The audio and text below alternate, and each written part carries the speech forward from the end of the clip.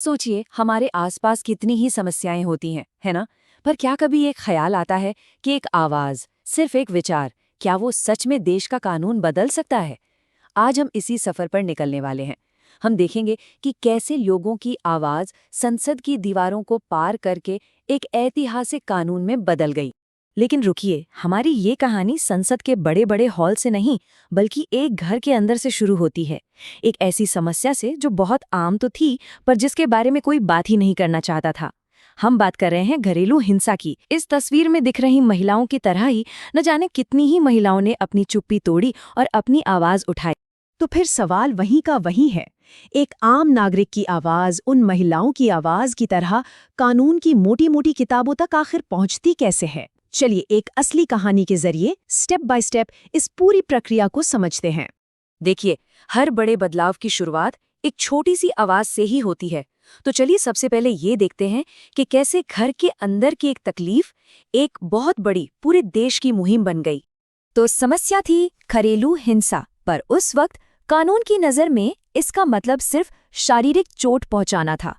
असल में तो इसमें इमोशनल, सेक्सुअल और इकोनॉमिक हर तरह का शोषण शामिल था।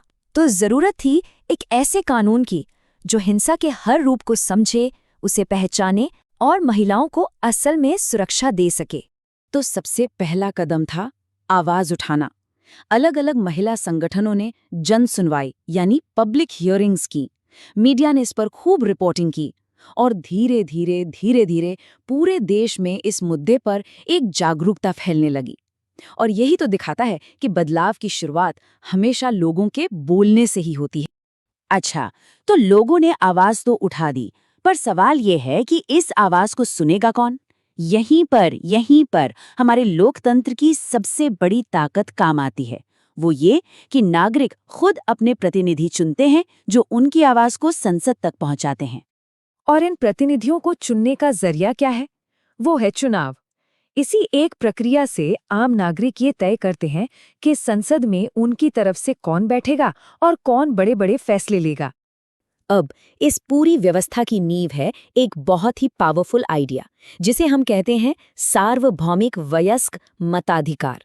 इसका सीधा सा मतलब है कि हर वयस्क नागरिक का वोट बराबर है, चाहे कोई अमीर हो या गरीब। यही वो ताकत है जो हर किसी को सरकार चुनने और हाँ, बदलने का भी हक देती है। तो चुनाव के बाद ये सारे वोट सीटों में बदल जाते हैं। जैसे ये देखिए, ये 1962 के लोकसभा चुनाव का नतीजा है। इससे पता चलता है कि कैसे अलग अलग पार्टियों को देश की संसद में जगह मिलती है और फिर इन्हीं चुने हुए लोगों पर कानून बनाने की सारी जिम्मेदारी आ जाती है। अगर हम थोड़ा और हाल के नतीजों को देखें, जैसे 2019 की 17वीं लोकसभा, तो यहाँ साफ दिखता है कि एक पार्टी को बहुमत मिला और बाकी पार्टियां विपक्ष में हैं। और ये जानना जरूरी है कि कानून बनाने की प्रक्रिया में सरकार और विपक्ष दोनों का ही रोल बहुत बहुत अहम होता है। तो सरकार बनाने के लिए ये मैजिक नंबर क्या है? ये है 272। लोकसभा में कुल 543 चुनी हुई सीटें होती हैं और उनमें से बहुमत के लिए किसी भी पार्टी या गठबंधन को कम से कम 272 सांसदों का साथ चाहिए ही चाहिए। तो ठीक है, जनता ने वोट देकर अपने प्रतिनिधि चुन लिए। अब कहानी का अगला पड़ाव आता है सत्ता के गलियारे, यानी भारत की संसद। वो जगह जहां इन सभी विचारों और मांगों पर बहस होती है और जहां से एक कानून जन्म लेता है। हाँ, देश के किसी भी कोने से उठी कोई भी आवाज हो, कोई भी चिंता हो, कोई भी उम्मीद हो, वो सब आकर इसी एक जगह पर गूंजती है। और ये है भारत की संसद, वो जगह जहां हमारे चुने हुए प्रतिनिधि बैठते हैं, बहस करते हैं और वो कानून बनाते हैं जो देश का भविष्य तय करते हैं। अब देखिए, भारतीय संसद के दो सदन यानी 2 हाउसेज हैं। एक है लोकसभा, जिसे लोगों का सदन कहते हैं क्योंकि इसके सदस्य सीधे जनता चुनती है, और दूसरी है राज्यसभा यानी राज्यों की परिषद, जो हमारे देश के राज्यों का प्रतिनिधित्व करती है। और सबसे जरूरी बात, कोई भी कानून तभी बन सकता है जब उसे इन दोनों सदनों से मंजूरी मिल जाए। तो अब हम संसद के काम करने का तरीका थोड़ा बहुत समझ गए हैं। तो चलिए वापस अपनी कहानी पर लौटते हैं और देखते हैं कि घरेलू हिंसा के खिलाफ जो आवाज उठी थी, वो इन गलियारों से गुजरकर आखिर कानून बनी कैसे।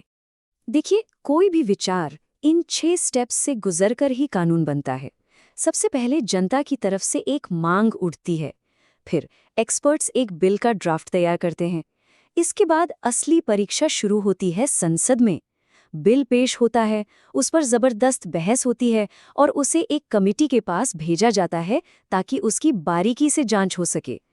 अगर, और ये एक बड़ा अगर है, अगर ये दोनों सदनों की वोटिंग में पास हो जाए, तब जाकर राष्ट्रपति की मंजूरी के बाद ये कानून की शक्ल लेता है।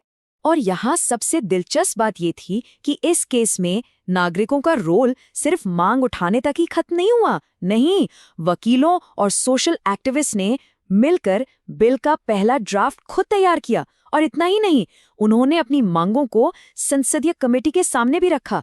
ये दिखाता है कि लोग सिर्फ आवाज ही नहीं उठा सकते, बल्कि कानून बनाने में सीधे सीधे मदद भी कर सकते हैं।